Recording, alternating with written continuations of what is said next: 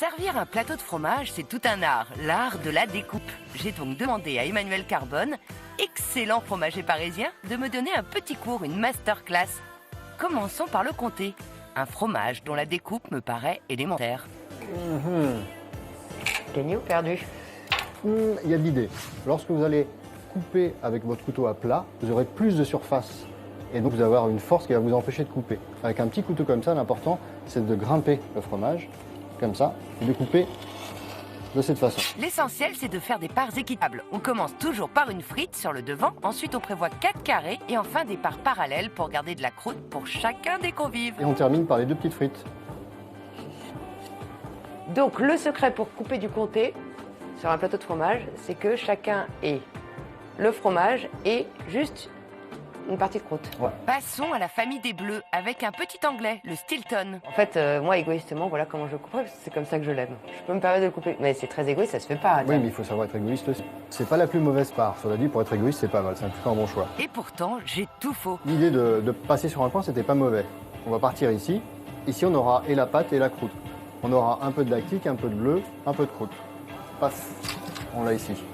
Et on va continuer tout simplement.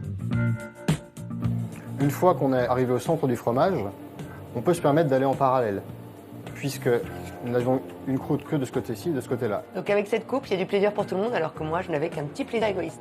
C'est vrai, on peut être égoïstes tous ensemble. Cette fois-ci, on change de couteau car on change de texture avec le brie de Meaux. Et là, je pense que je vais vous prouver que je n'ai aucune éducation ni savoir-vivre.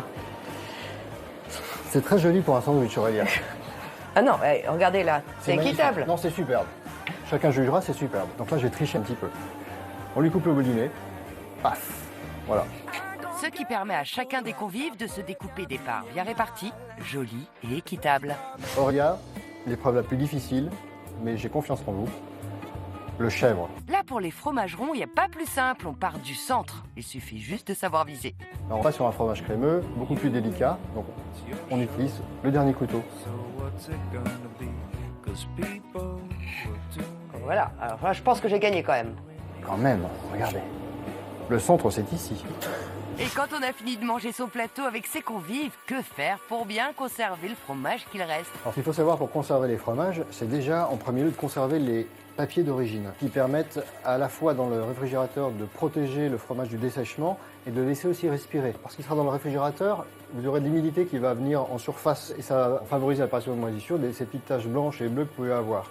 Dans ces conditions-là, c'est pas très grave, il faut simplement le surveiller tous les 3 jours, on va dire, et vous le retirez avec la lame du couteau et ça repart pour un tour. Comme quoi, avec le fromage, il n'y a jamais de gaspillage. Alors, je suis en train de réaliser qu'en fait, il faut au moins 3 couteaux sur un plateau à fromage. Alors, J'avais jamais pensé.